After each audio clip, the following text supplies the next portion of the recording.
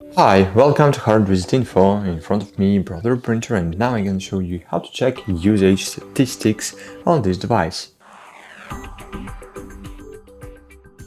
If you wanna check how many pages you printed or was printed on your machine, you just should open Settings, then scroll down and find your machine info. Open it, then scroll down and check page counter. And here you will see that this printer printed, for example in my case, only 131 pages.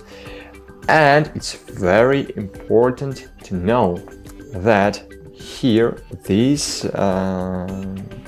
page counter you can't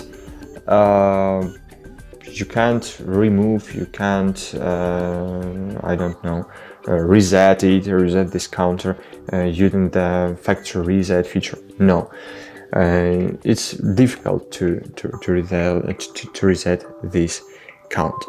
So that's it. Thanks for watching. Hope this video was helpful for you, and bye. See you.